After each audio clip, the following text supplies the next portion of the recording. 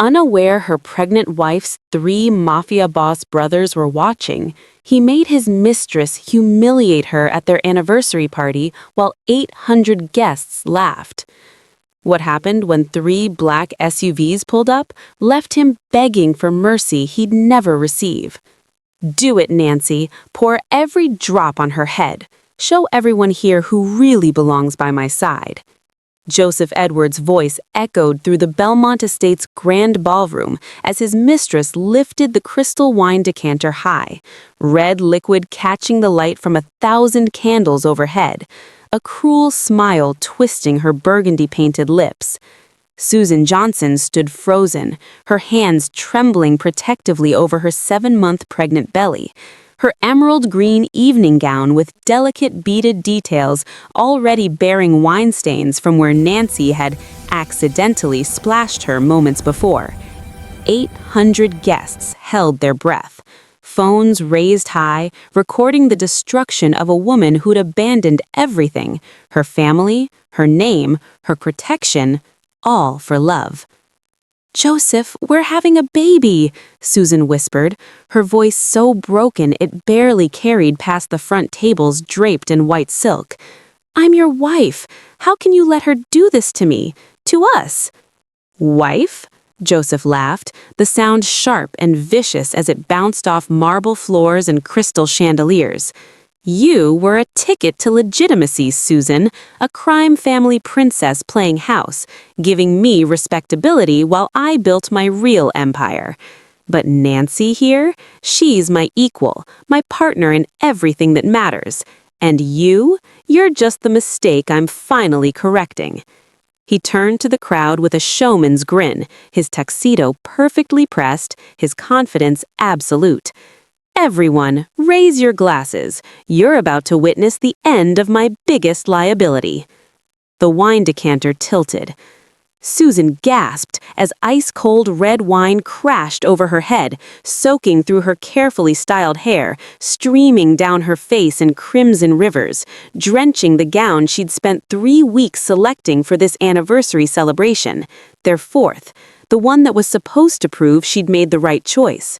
The cold liquid shocked her skin, made her baby kick hard against her ribs, as if even her unborn daughter knew this was wrong.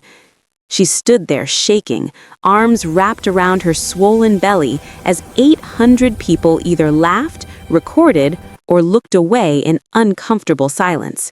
Not one person moved to help her, not one voice rose in her defense.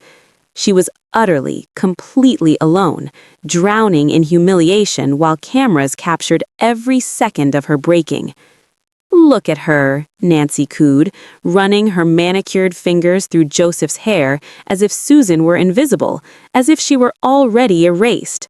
"So pathetic. Did you really think a man like Joseph would stay with someone so ordinary? Someone who brought nothing but neediness and shame about her own blood?" Susan's legs trembled. The ballroom spun around her, golden light blurring through her tears. 4 years ago, Joseph had been a mid-level criminal trying to go legitimate, charming her with promises of a normal life, of respectability, of love that had nothing to do with power or violence or the family business that had defined her entire existence. She'd believed every word. She'd introduced him to her brother's legitimate business fronts when he needed investments, the restaurants, the construction companies, the shipping operations that laundered money but looked clean on paper. She'd vouched for him. She'd given him access to the Edwards name. And when her brothers, especially Dominic, warned her that Joseph was still dirty, that he was using her family's network while running drugs behind their backs, she'd accused them of trying to control her life. She screamed that they wanted to keep her trapped in their criminal world, that they couldn't accept she'd found something real, something clean, something that didn't require looking over her shoulder every second of every day. At their engagement party, after Dominic publicly questioned Joseph's consulting business, Susan made a choice that would haunt her for 4 years. She'd looked her oldest brother, the man who'd raised her after their parents were killed in a rival family hit, The man who'd taught her to be strong, to never show weakness, directly in the eye and said, "I want out of this life, Dom. I want normal. If you can't accept that, then stay away from my wedding." She'd married Joseph 3 weeks later in a courthouse ceremony. She'd moved to Philadelphia, 2 hours away from the family compound in North Jersey. She'd changed her number, blocked their emails, refused every attempt at contact. For 4 years, she'd built what she thought was a clean life with Joseph, convinced she was proving her independence, proving she didn't need the Edwards name or protection, or the shadow of violence that followed her brothers everywhere. And now, here she stood, soaked in red wine at her own anniversary party, her green dress stained the color of blood, realizing with devastating clarity that she'd traded 3 brothers who would kill for her, who had killed for a husband who'd been planning to destroy her all along. "Joseph, please." She tried one more time, her voice barely above a whisper, her dignity in tatters, but her hope, foolish, desperate hope, still flickering. "Remember when we first met? You said I saved you from that life. You said you'd never hurt me. You promised." "I lied," Joseph said simply, flatly, with such casual cruelty that several guests actually gasped. "I said whatever I needed to say to get what I wanted, and what I wanted was access to the Edwards network, their business fronts, their reputation, but you were so desperate to escape, so eager to prove you didn't need your big bad Mafia brothers. You made it pathetically easy." Nancy laughed, the sound like breaking glass. "She actually thought you loved her. How adorable." The ballroom doors suddenly exploded open with such violent force they slammed against the walls like gunshots. Every head turned. The string quartet stopped playing mid-note. And into that sudden, terrifying silence, 3 men walked in with the kind of presence that made the air itself feel dangerous. Susan's heart stopped. She knew those silhouettes. She'd know them anywhere, even after 4 years of silence, even through the wine stinging her eyes, even in her worst nightmares and her most desperate prayers. Her brothers had come, and Joseph Edwards had just made the last mistake of his life. What happens next will leave you speechless. Drop a comment below if you think Joseph deserves what's coming, and hit that subscribe button because this story is about to get dark. Trust me, you do not want to miss what the Edwards brothers do to the man who humiliated their baby sister. Part 2 drops in the next video, and you're going to want to see how this ends. Let's just say Joseph should have known better than to cross a Mafia family. The wine kept coming. Even after the initial cascade, Nancy tilted the crystal decanter further, ensuring every last crimson drop found its target. Susan stood there, frozen in her ruined emerald gown, feeling the cold liquid seep through the beaded fabric she'd chosen so carefully. The dress that was supposed to make Joseph see her the way he used to, or at least the way she'd believed he once had. Her hands instinctively moved to shield her swollen belly, as if she could protect her daughter from the cruelty raining down on them both. Inside her womb, the baby kicked, hard, insistent, almost angry. Even her unborn child could feel the wrongness of this moment, the violence disguised as public entertainment. Joseph watched with satisfied amusement, one hand casually tucked in his tuxedo pocket, the other accepting a fresh champagne flute from a passing waiter who pretended not to notice what was happening. 800 guests filled the Belmont Estate's grand ballroom. Colleagues, business associates, society figures who'd come expecting celebration and left with a story they'd either dine out on for months or pretend they never witnessed. "This woman," Joseph announced, his voice carrying over the awful silence that had settled after the laughter died down, "was my ticket to respectability. A crime family princess playing house, giving me legitimacy while I built my real empire." He gestured dismissively at Susan, as if she were already a ghost. But I don't need her anymore. I don't need the Edwards name. I've built something bigger than them, cleaner than them, and frankly, I'm tired of pretending." Susan's vision blurred. Whether from wine or tears, she couldn't tell anymore. The chandelier light refracted through the liquid in her eyes, turning the opulent ballroom into a kaleidoscope of gold and crystal and shame. Her chest tightened. Breathing became difficult. This was the man she'd chosen over her family. This was the man she'd defended for 4 years. Nancy set down the empty decanter with deliberate ceremony, then stepped close to Joseph, pressing her burgundy-clad body against his in a way that made their relationship unmistakable. Her fingers traced through his hair with possessive familiarity as she looked directly at Susan. "Look at her," Nancy purred, loud enough for the front tables to hear clearly. She actually thought leaving her family made her clean? You can't wash off that blood, sweetheart. Once in Edwards, always in Edwards. You were born into dirt, and that's all you'll ever be, no matter how many fancy dresses you wear or how far you run. The words hit harder than the wine had, because somewhere deep down, Susan had feared Nancy was right. She'd spent 4 years trying to scrub away her last name, her history, the violence that had raised her. She'd convinced herself that loving Joseph, building a life with him, carrying his child, all of it proved she could be someone different. She'd been wrong. Susan stood there shaking, arms wrapped around her belly, wine dripping from her hair onto the marble floor in dark puddles that looked too much like blood.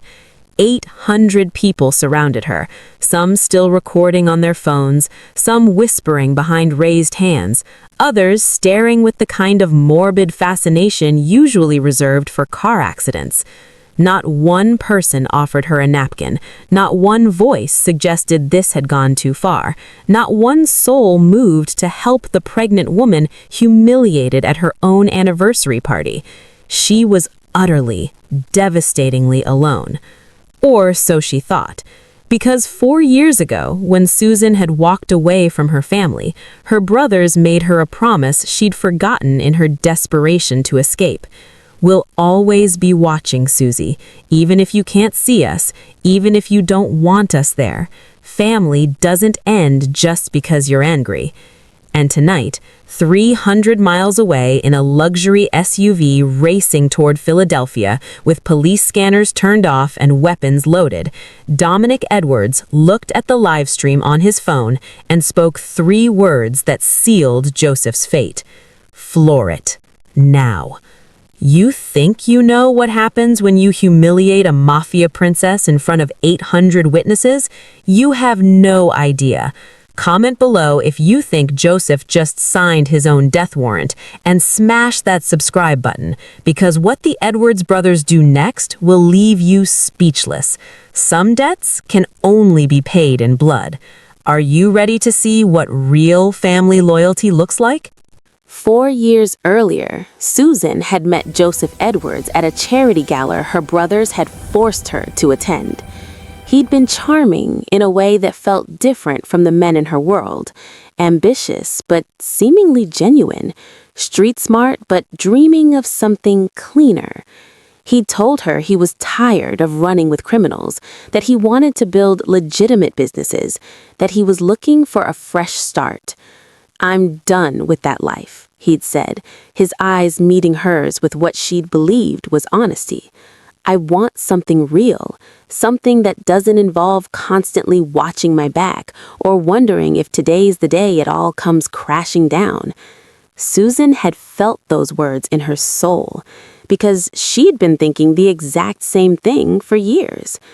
She was the Edwards family princess, the baby sister of 3 brothers who ran organized crime operations from New Jersey to Philadelphia. Dominic, the eldest, controlled territory with an iron fist and a reputation that made grown men nervous. Vincent handled enforcement with military precision that left no room for mistakes. Marco managed the money, tracking every dollar that moved through their empire with unsettling accuracy. They'd raised her after their parents were killed in a rival family hit when she was 7. They'd protected her, provided for her, loved her fiercely. But they'd also suffocated her with that protection, surrounding her with guards, vetting every friend, controlling every aspect of her life until she felt like a prisoner in a gilded cage. She'd wanted out, desperately. She'd wanted normal. Coffee shops without security details, relationships without background checks, a future that didn't involve wondering which family member might end up in prison or worse. She'd wanted to be Susan Johnson, not Susan Edwards, the Mafia princess who could never escape her last name. Joseph had promised her exactly that: a legitimate consulting business, a nice house in a quiet Philadelphia neighborhood, a respectable future where their children wouldn't grow up counting guns in the basement or learning which questions never to ask. She'd introduced him to her brother's business fronts, the restaurants and construction companies that looked clean on paper, the investments that needed legitimate faces. She'd vouched for him, opened doors, given him access to the Edwards network because she'd believed they were building something together. But Dominic had seen through Joseph from the start. "He's still dirty, Susie," her oldest brother had warned her 6 months into the relationship, his scarred knuckles tapping against the mahogany desk in his office. "He's running drugs through that consulting firm. He's using you to launder money and gain legitimacy. This isn't love, it's business." Susan exploded. "You can't accept that I found someone outside your world. You want to keep me trapped here forever, dependent on you, never having my own life." "I want to keep you safe," Dominic had said quietly, the pain in his voice unmistakable. "That's all I've ever wanted." But Susan hadn't heard the love beneath his words. She'd only heard control. At her engagement party, Dominic had publicly questioned Joseph's consulting business, asking pointed questions about clients and revenue streams that Joseph couldn't answer. The room had gone tense. Joseph had gone pale, and Susan had made her choice. She'd walked up to Dominic, looked him directly in the eye, and said with a coldness she'd learned from him, "I want out of this life, Dom. I want a life that doesn't involve looking over my shoulder every second. If you can't accept that, then don't come to my wedding." The hurt in Dominic's eyes had almost made her take it back. Almost. 3 weeks later, she'd married Joseph in a courthouse with 2 strangers as witnesses. She'd moved to Philadelphia, she'd changed her number, blocked their emails, refused every attempt at contact. For 4 years, she'd built what she thought was a clean life, convinced she'd finally escaped. She'd been so wrong. Because without her brother's protection, without the Edwards name as her shield, she hadn't been free. She'd just been vulnerable, prey walking around without realizing the predator had been beside her all along. And tonight, standing in that ballroom soaked in wine and humiliation, Susan finally understood what Dominic had tried to tell her 4 years ago. Sometimes the monsters you know are the only thing standing between you and the monsters you don't. Have you ever pushed away the people you loved most only to realize too late they were right all along? Drop a comment if you've ever made a choice you'd give anything to take back. Hit subscribe because Susan's brothers are about to remind Joseph why you never cross the Edwards family. The real question is, will Susan forgive herself before it's too late? The ballroom doors exploded open with such violent force that the sound echoed like a gunshot through the crystal-laden space. The massive double doors, ornate, heavy, designed to open gracefully, slammed against the marble walls with a crack that made champagne glasses rattle on tables and conversations die mid-sentence. Every head turned. The string quartet's violins screeched to a halt, and into that sudden, suffocating silence, 3 men walked in. They wore expensive suits, tailored, dark, immaculate, but the way they moved had nothing to do with business meetings or social events. These men moved like apex predators entering territory they already owned, each step deliberate, purposeful, radiating a danger that made the air itself feel heavier. Dominic Edwards entered first, 6'4", broad-shouldered, built like someone who'd survived things that would have broken lesser men. His suit was perfectly cut, but his scarred knuckles told a different story, a history written in violence and blood. Steel gray eyes scanned the ballroom with the cold assessment of a man who'd seen too much death to be impressed by opulence. Mid-40s, dark hair with distinguished silver at the temples, he carried himself with the quiet authority of someone who'd never needed to raise his voice to make people obey. His mere presence made the air feel dangerous. Dominic Edwards followed, moving with tactical precision of the Marine he'd once been before the family had needed him more than the Corps did. Leaner than Dominic, but no less lethal, he moved like liquid violence, barely contained. Dark eyes swept the room, cataloging exits, counting potential threats, identifying targets. A scar cut across his left eyebrow, a souvenir from a rival family that no longer existed. Early 40s, he wore his suit like a uniform, and beneath the expensive fabric, Susan knew, were weapons that security had somehow failed to detect. Marco Edwards came last, the youngest at late 30s, lean and sharp-featured like a blade. His phone was in his hand, his fingers still moving across the screen even as he walked, but his expression was eerily calm, the kind of calm that preceded hurricanes. Tech genius, money tracker, the brother who could find anyone, anywhere, and knew exactly how much they were worth dead or alive. His smile, when it came, never quite reached his eyes, which held the cold calculation of someone who viewed the world as a series of problems with mathematical solutions. Susan's heart stopped, then exploded into a frantic rhythm that made her dizzy. She knew those silhouettes. She'd know them in complete darkness, in a crowd of thousands, in her nightmares and her prayers. 4 years of silence hadn't erased them from her soul. 4 years of running hadn't put any real distance between them. Her brothers had come. Joseph was still laughing with Nancy, still basking in his triumph, oblivious to the shift in the room's atmosphere. He didn't recognize the 3 men cutting through the crowd like sharks through shallow water. He had no idea his entire world had just ended. But Susan knew, and the wine-soaked, humiliated woman who'd been standing there broken and alone suddenly felt something else entirely, a flicker of hope wrapped in absolute terror. Dominic walked straight to her, his focus so complete that 800 people might as well have been invisible. He moved with controlled grace, removing his suit jacket with movements that were almost gentle, though Susan knew those same hands could kill without hesitation. He draped the jacket around her wine-soaked shoulders, and the warmth from his body heat enveloped her like a shield. It smelled like gunpowder and expensive cologne. It smelled like childhood memories of being carried to bed after falling asleep during movie nights. It smelled like safety she'd forgotten existed. It smelled like home. "Dom," Susan's voice broke, tears streaming down her face, mixing with the wine. "I'm sorry. You were right about everything. I should have listened."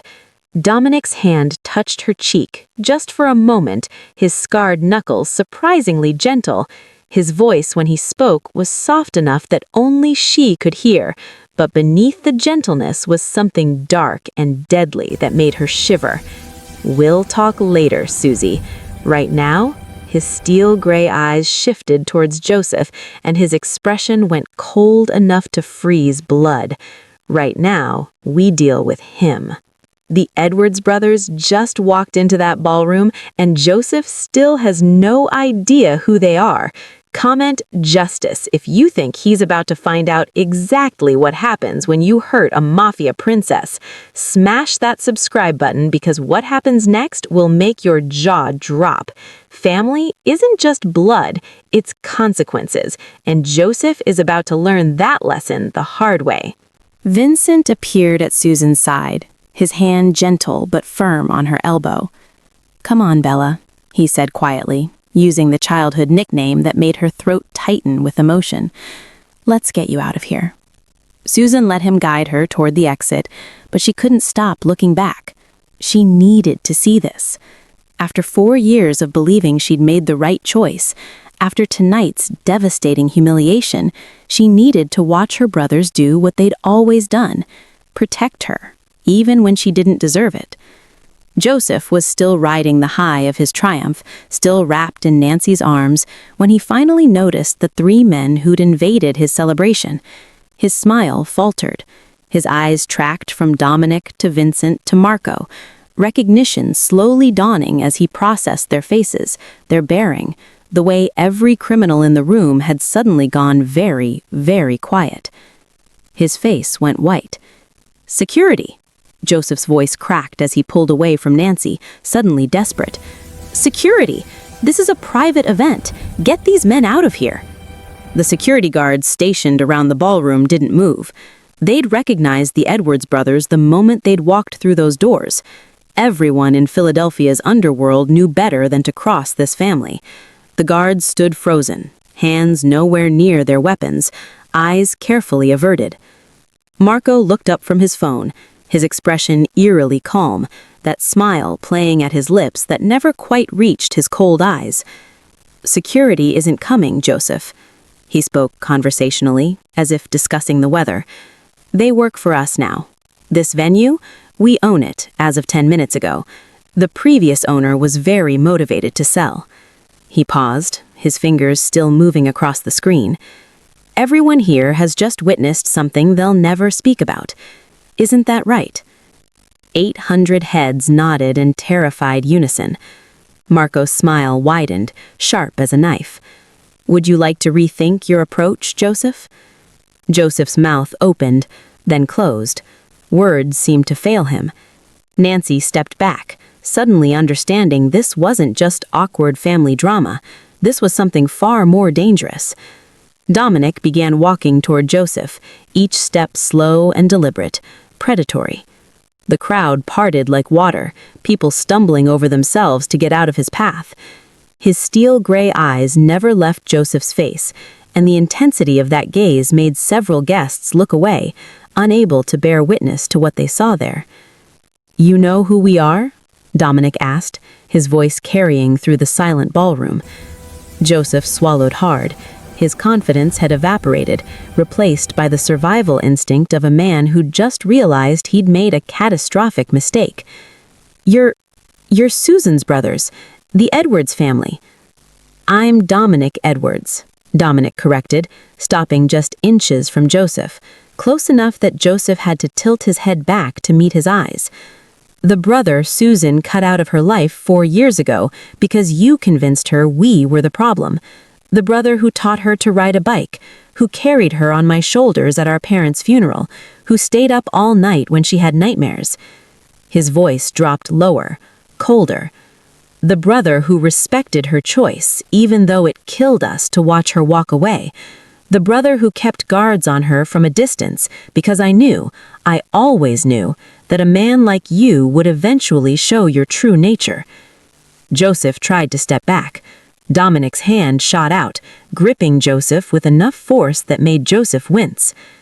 "And I'm the brother," Dominic continued, his voice barely above a whisper now, but somehow more terrifying than if he'd been shouting, "who just watched you humiliate my pregnant sister in front of 800 people, who watched you pour wine on her like she was garbage, who listened to you call her a mistake." The temperature in the room seemed to drop 10 degrees. "So, let me ask you something, Joseph." Dominic's knuckles tightened on Joseph's shoulder. Do you have any idea what happens to men who hurt my family?" Joseph's face had gone from white to gray. His legs were shaking. And for the first time since Susan had met him 4 years ago, she finally saw him for exactly what he was. Not a charming entrepreneur seeking legitimacy, but a small-time criminal who'd gotten greedy and forgotten the most important rule of their world. You don't touch what belongs to the Edwards family. Joseph just realized he didn't marry Susan Johnson. He married Susan Edwards, and now her 3 brothers are about to teach him the price of that mistake. Comment below if you think Joseph deserves everything that's coming. Subscribe because the next part reveals secrets that will shatter everything you thought you knew about this story. The Edwards brothers have been planning this moment for 4 years. Ready to see how deep this goes? Marco stepped forward, still holding his phone, his expression unnervingly calm. "A friend of Susan's sent us a live stream about 30 minutes ago," he said conversationally, as if discussing a sports game. "Maria Chen. Remember her, Joseph? Susan's college roommate? The one you told Susan to cut off because she asked too many questions?" Joseph's face went even paler. "We've been watching everything," Marco continued, his voice steady and clinical. "Every word, every laugh, every second of you humiliating our sister while at body." He turned the phone around, showing Joseph the screen. "And so has every family associate from here to Miami. You're famous now, Joseph. Infamous, actually. This went out to every contact in our network. Thousands of people in our world just watched you disrespect an Edwards." The ballroom erupted in terrified whispers. Phones were being discreetly pocketed. People who'd been laughing minutes ago now looked sick with fear. They understood what Joseph apparently hadn't, that insulting a mafia princess in public wasn't just cruelty, it was a death sentence. Joseph lunged for the phone, desperation overriding whatever survival instinct he had left. "Give me that. You can't—" Vincent's hand shot out like a striking snake, catching Joseph's wrist mid-reach with a grip that made audible creaking sounds. Joseph cried out in pain, his knees buckling. "Don't touch my brother," Vincent said quietly, his voice carrying the kind of cold precision that came from years of military training applied to darker purposes. "Stand there. Listen. That's all you get to do now." Joseph clutched his wrist, breathing hard. Nancy had backed away completely now, her burgundy dress a splash of color against the crowd of people trying to become invisible.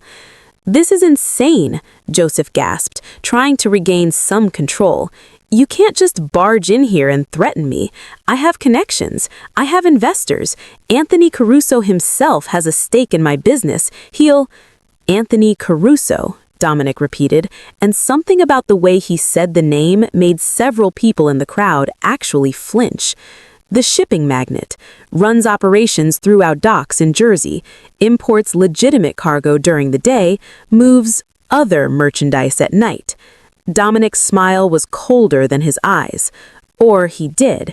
As of 20 minutes ago, his contracts are terminated. His ships are being impounded for random inspections that will take months to resolve. His business is finished. Joseph's eyes went wide. "You can't do that. He's my primary investor. My business depends on that capital. You can't—" "We already did," Marco interrupted, pocketing his phone with casual finality. "Your consulting business, and let's stop pretending we don't all know what that means. Drug trafficking through legitimate fronts, money laundering through shell corporations. You've been skimming from deals with families we're allied with. Did you really think we wouldn't notice?" Vincent leaned in, his voice low and dangerous. "We've had surveillance on you for 4 years, Joseph, since the day you married our sister. We know everything, where you buy your product, who you sell to, how much you've been stealing from operations that are under our protection, the shell accounts in the Caymans, the offshore holdings, the fake consulting clients that are really just money drops." He ticked off items on his fingers. drug trafficking, money laundering, embezzlement, fraud, racketeering, and that's just what we can prove in the last 6 months. Dominic added, his tone almost bored. We let you operate because Susan asked us to stay away. She wanted her normal life, her clean husband, her respectable future. So we watched from a distance. We documented everything. We waited. Dominic stepped closer to Joseph, close enough that Joseph had to crane his neck back. But you just ended that arrangement. The second you humiliated her, the second you made her feel worthless in front of 800 witnesses, you voided the only protection you ever had. Joseph was shaking now, his earlier confidence completely shattered. Around them, the ballroom had gone completely silent, except for the sound of his ragged breathing. Susan wanted normal, Dominic said softly. She wanted clean, so we let her try. But you couldn't even give her that, could you? You used her, stole from her family business, and then threw her away like garbage. His voice dropped to barely a whisper. That was your last mistake. Joseph's survival instinct kicked in, desperation making him reckless. "She trapped me," he shouted, pointing toward where Susan stood frozen near the exit with Vincent. "That pregnancy, I never wanted kids. She knew that. She did this on purpose to keep me tied to her family's world. I just wanted out." The words hit Susan like physical blows. Even after everything, hearing him say their daughter was a trap, that their child was unwanted, made her knees weak. Vincent's hand tightened on her arm, holding her steady. Dominic didn't move, didn't react, but something shifted in his eyes, something dark and final. Vincent's voice cut through the ballroom, colder than Susan had ever heard it. "We know about Atlantic City, Joseph." Joseph went absolutely still. The color that had briefly returned to his face drained away completely. His mouth opened, but no sound came out. "We know about Rebecca Martinez," Vincent continued, each word precise and devastating. "We know about your 3-year-old son, Daniel. We know you've been living with her for the past 4 years in that condo on Pacific Avenue. We know you're married to her, too. Common law marriage, recognized by the state of New Jersey, legally binding." The crowd gasped. Phones came up everywhere, recording, because this had just gone from public humiliation to criminal exposure. Nancy's hand flew to her mouth, her eyes wide with shock. "That makes you a bigamist," Marco added clinically, as if reading a financial report. "And a liar on multiple levels.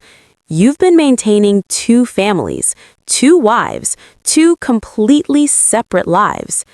Joseph stumbled backward, his legs hitting a table, sending champagne glasses crashing to the floor in an explosion of crystal and liquid that made several people jump. "No, that's not. Rebecca and I aren't." "We have the marriage certificate," Marco interrupted, pulling up something on his phone. "Common law, filed 18 months ago.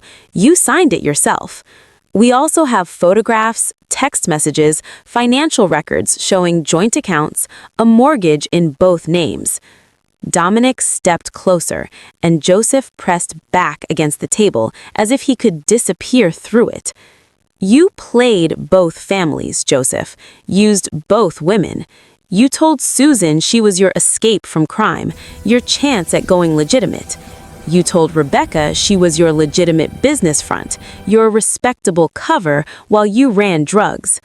Marco's voice was almost admiring in its clinical assessment. "You're actually a decent con artist. You kept them in separate cities, gave them different stories, used each one for different advantages. Susan gave you access to the Edwards network and legitimacy in criminal circles. Rebecca gave you a clean identity and legitimate business credentials. And you used both of them," Vincent added, his voice hard with disgust, "to launder money from drug deals you never stopped running.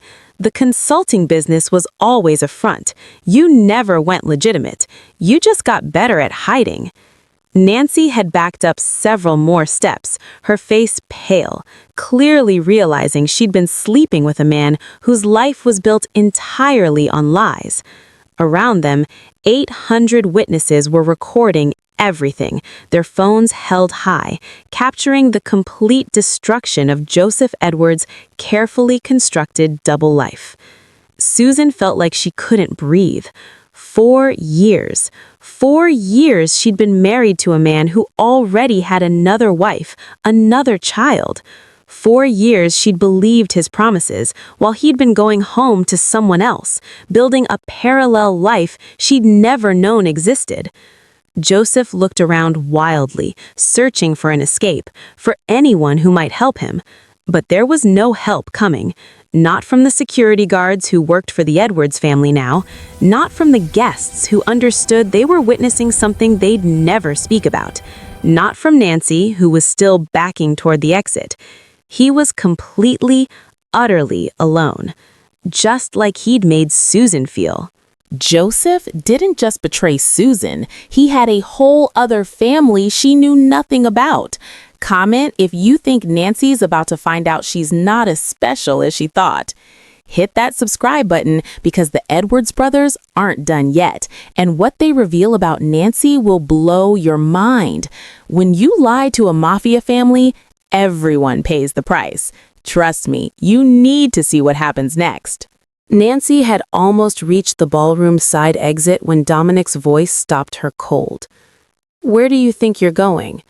She froze mid-step, one hand on the door handle, her burgundy dress suddenly looking less like confidence and more like a target.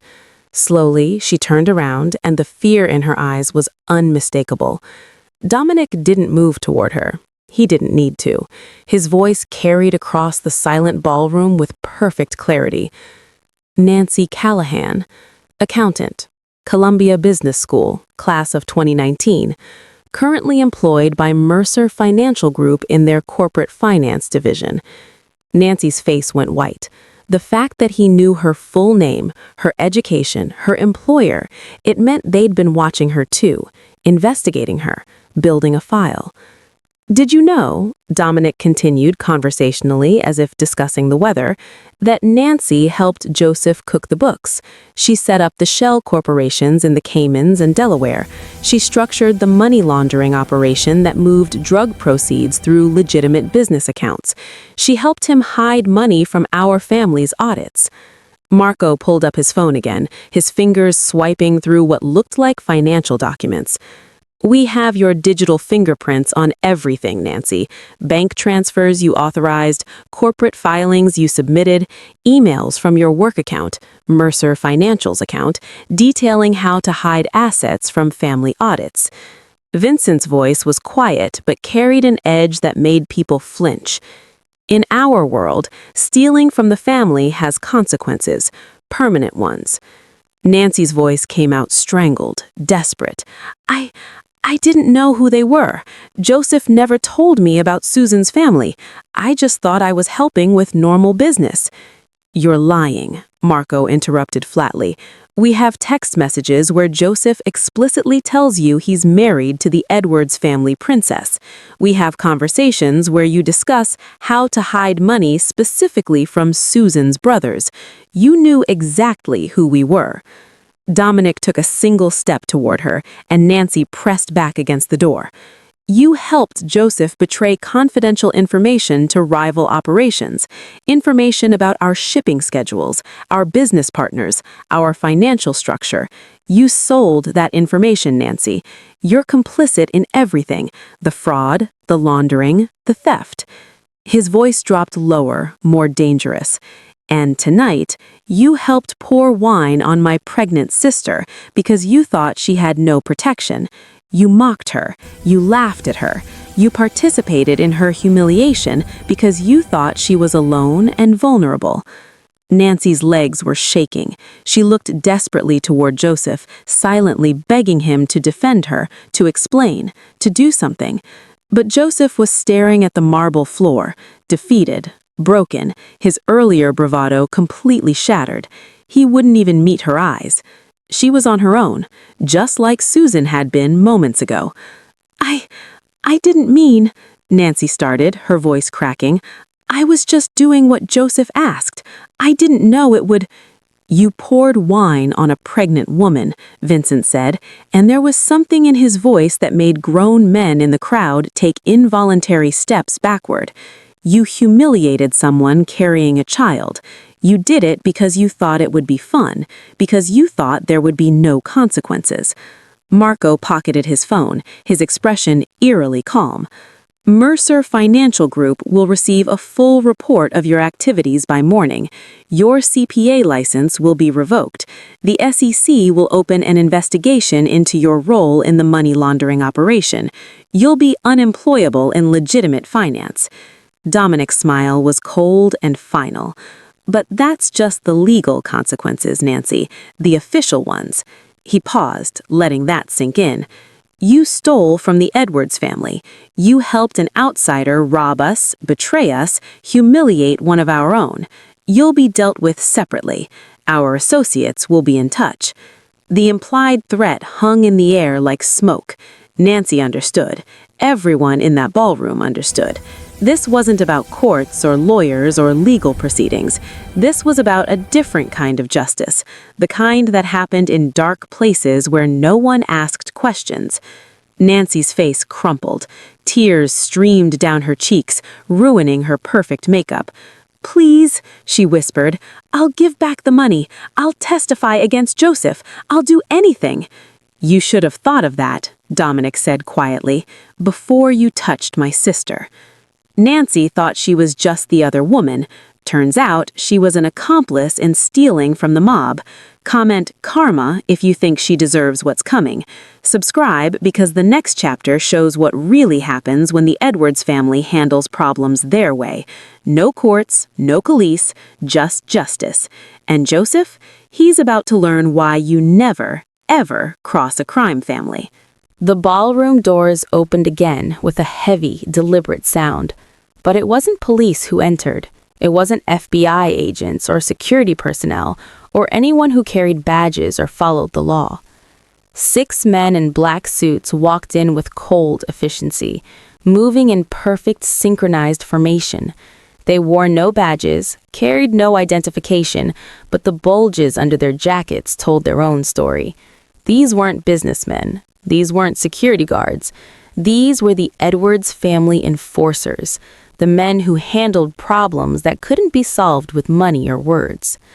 Joseph looked up, his eyes tracking their movement, and pure, primal terror flooded his face. His legs gave out completely, and he crumpled against the table, champagne and wine mixing in puddles around his expensive shoes. "Wait," his voice came out strangled, desperate. "Wait, please, you can't, this is..." Dominic stepped closer, and his voice was soft, almost gentle, which somehow made it more terrifying than if he'd been shouting. "You humiliated an Edwards, Joseph. You made my sister feel worthless in front of 800 witnesses. You poured wine on her pregnant body while she begged you to remember the man you pretended to be." The enforcers moved forward, forming a semicircle around Joseph and Nancy. "You did it because you thought she'd left our protection," Dominic continued, his steel gray eyes holding Joseph's terrified gaze. "You thought she was alone, vulnerable, that she'd burned her bridges with us and there was no one left to defend her." He crouched down, bringing himself to Joseph's eye level. "In our world, Joseph, that's a death sentence. You're only still breathing right now because she's watching, because I won't let my sister see her child's father killed in front of her." Joseph's breath came in ragged gasps. "I'll apologize. I swear I'll apologize to Susan. I'll give her everything in the divorce. The house, the business, everything. I'll disappear. I'll leave the country. Just please." "You'll disappear," Dominic agreed, his voice still terrifyingly soft. "Just not the way you're thinking. Vincent moved forward, gripping Joseph's arm with the kind of controlled strength that came from years of knowing exactly how much pressure it took to break bones. You wanted out of Susan's life? Congratulations. You're out. Joseph tried to pull away, but he might as well have been pulling against steel cables. The enforcers closed in, hands on his shoulders, his arms, lifting him to his feet with mechanical precision. No, no, please. I have money. I can pay you. I have information on rival families. I can... You have nothing we want, Marco said flatly, and nothing you can offer that's worth more than family loyalty. Joseph was dragged toward the exit, his expensive shoes scraping against marble, his screams echoing off crystal chandeliers and gold-leafed walls. Please, Susan, Susan, tell them to stop. We have a child together. You can't let them. But Susan just stood there, wrapped in Dominic's jacket, Vincent's hand steady on her shoulder. She watched Joseph being dragged away, and she felt nothing. No satisfaction, no vindication, just a hollow numbness where 4 years of love, or what she'd thought was love, used to be. 2 enforcers moved toward Nancy, who'd been frozen against the wall, watching Joseph's removal with dawning horror. She tried to run, but they caught her easily, their grips firm but not brutal. You helped steal from us. We'll discuss your debt. Separately. Nancy's scream was cut off as they guided her firmly toward a different exit, away from the main doors, toward whatever fate the Edwards family had planned for people who stole from them. Dominic turned to face the crowd, and 800 people collectively held their breath. His voice carried through the silent ballroom with absolute authority. Everyone here witnessed something tonight. You have 2 choices: forget everything you saw, or remember this moment every single time you think about crossing the Edwards family. He paused, letting his gaze sweep across the sea of terrified faces. We protect our own. We always have. We always will. Cross us, and there's no law that can save you. No police force, no FBI, no witness protection program. There's just us. And we never forget. The silence was thick with fear, heavy enough to suffocate. Get out, Dominic commanded. All of you. Now. 800 people scrabbled for the exits like their lives depended on it, which, in a sense, they did. Susan sat in the back of Dominic's armored black SUV, wrapped in Vincent's jacket that still smelled like gunpowder and protection. The leather seats were soft, expensive, but she couldn't stop shaking. Dr. Sophia Russo, the family doctor who delivered half the children in their world, had examined her in a private room while her brothers waited outside like sentries. The baby was fine. Susan was physically okay, but nothing about this night felt okay. The SUV door opened and her brothers climbed in one by one. Dominic took the seat beside her. Vincent sat across, his eyes never leaving her face. Marco slid in last, closing the door with a soft click that felt like a prison cell locking, or a sanctuary sealing shut. She couldn't tell which anymore. The silence was heavy with 4 years of history, thick with words that had been waiting to be spoken since the day she'd walked away. Susan's voice cracked when she finally spoke. I thought I could leave. I thought I could be normal, have a clean life. I thought... Her throat closed around the words, tears spilling down her cheeks. I thought I could be someone else, someone better.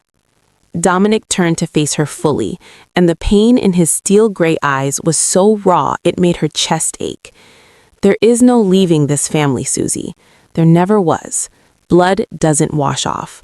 We let you try because we loved you enough to let you make your own mistakes, because forcing you to stay would have destroyed you just as surely as leaving did. Vincent leaned forward, his scarred hands clasped between his knees. We're not the good guys. We've never pretended to be. We've done things that would terrify you, things that keep us awake at 3 a.m, but we're your guys. We're your blood. That means something in this world. That means everything. Marco's voice was quieter than usual, stripped of its usual clinical detachment. We respected your choice. We stayed away like you asked, but we never stopped watching. We had guards on you from a distance. We knew every time he hurt you, every time he made you cry, every time he came home smelling like another woman. And it killed us not to intervene. Susan looked up, confusion and grief warring in her expression. Why didn't you force me to come back? Why didn't you drag me home when you saw what he was doing? Dominic's scarred knuckles touched her cheek, impossibly gentle. Because you had to see it yourself. You had to learn that the monsters you know are safer than the monsters you don't. We could have told you 1,000 times, but you wouldn't have believed us. You had to live it. The truth of his words cut deeper than any knife. She had lived it. 4 years of slow suffocation disguised as freedom. What happens to Joseph? The question came out barely above a whisper. The silence that followed was long and heavy, filled with implications darker than the night outside. Vincent's voice was flat, final. He'll never hurt anyone again. Susan's hands moved protectively over her belly, over the daughter who would never know her father.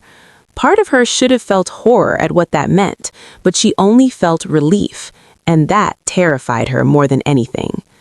Nancy will work off her debt to the family, Marco added, his tone carrying the weight of a sentence passed. She stole from us. She'll repay, one way or another. Another dark implication hanging in the air like smoke. Dominic shifted closer, his presence overwhelming but somehow comforting. Come home, Susie. Your room is still there, exactly as you left it. The family compound is still your home. Raise your daughter with us. Let us protect you both. Let us be the uncles she deserves. Susan's tears came harder now, years of suppressed grief and longing breaking through the dam she'd built. Will you teach her? Will you teach her what we really are? The truth about this family, about this life? All 3 brothers nodded without hesitation. Vincent's voice was fierce with protective love. We'll teach her that family is blood, and blood is forever. We'll teach her to be strong in a world that shows no mercy. We'll teach her that love in our world looks different. It's darker, more dangerous, but it's real in ways that respectable people will never understand. Marco leaned forward, his cold calculation warming into something almost tender. We'll teach her the difference between the wolves who protect and the wolves who prey, and we'll make sure she's always a wolf, never prey. She'll know how to see predators coming before they get close. Dominic's arm wrapped around Susan's shoulders, pulling her close the way he had when she was 7 and their parents had just died.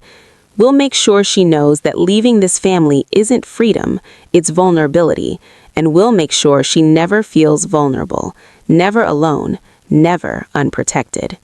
Susan buried her face in her brother's shoulder and cried, 4 years of grief pouring out in great shaking sobs. She cried for the girl who thought she could escape. She cried for the woman who'd learned you can't outrun your own blood. She cried for her daughter, who would grow up in a world of darkness and violence and fierce, terrifying love. And she cried because for the first time in 4 years, she was finally home. 6 months later, on a cold February morning, Sophia Grace Edwards was born in the family compound's private medical suite. The room was filled with the best equipment money could buy, Dr. Sophia Russo at Susan's side, and 3 uncles pacing the hallway outside, with armed men stationed at every entrance. When the baby's first cry pierced the air, all 3 brothers rushed in, their dangerous faces softening into something almost gentle. Dominic held his niece first, this tiny, perfect thing cradled in his scarred hands, and Susan saw tears in her oldest brother's eyes for the first time since their parents' funeral. She's beautiful, Susie. She's perfect. Vincent touched the baby's tiny hand, and her fingers wrapped around his finger with surprising strength. Strong grip, he said softly. She's a fighter already. Marco stood back, watching with that calculating expression, but when Sophia's eyes opened and seemed to look directly at him, his carefully controlled mask cracked. She has Mom's eyes, he whispered. Joseph Edwards was officially listed as missing. Authorities suspected foul play, but no body was ever found. No evidence ever surfaced. The investigation went cold within 3 months, filed away with hundreds of unsolved cases where people with connections to organized crime simply vanished. Nancy Callahan disappeared the same night. Her fate was never confirmed, but whispers circulated through underworld channels, cautionary tales about accountants who thought they could steal from the Edwards family and live to spend it. Susan lived in the family compound now, her daughter surrounded by dangerous men who loved both of them with a fierceness that would terrify most people. She'd learned that escaping her family had never been possible. Blood was blood. But more than that, she'd learned that sometimes the most dangerous love was the safest place to be. On quiet nights, when she held Sophia Grace and watched her brothers playing with their niece, teaching her to laugh, showing her picture books, promising to teach her everything she'd need to survive in their world, Susan realized something profound. She hadn't failed by coming back. She'd simply come full circle. Family wasn't just blood. It was the people who'd bury bodies for you, the people who'd wait 4 years for you to realize you needed them, the people who'd never stop watching, never stop protecting, never stop loving you, even when you pushed them away.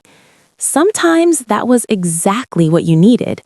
And as Susan watched Dominic holding Sophia Grace, singing softly in Italian the way their mother used to, she finally understood.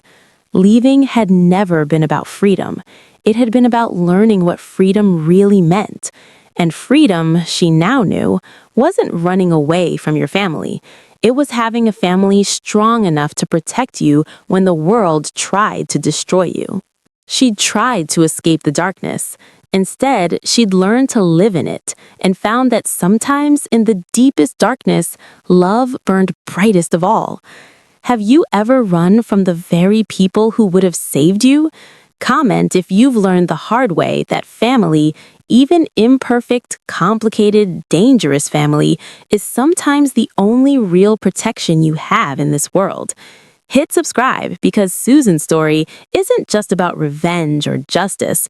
It's about the heartbreaking moment when you realize the cage you ran from was actually your sanctuary. And now her daughter will grow up in that same world. Will history repeat itself, or has Susan learned enough to break the cycle?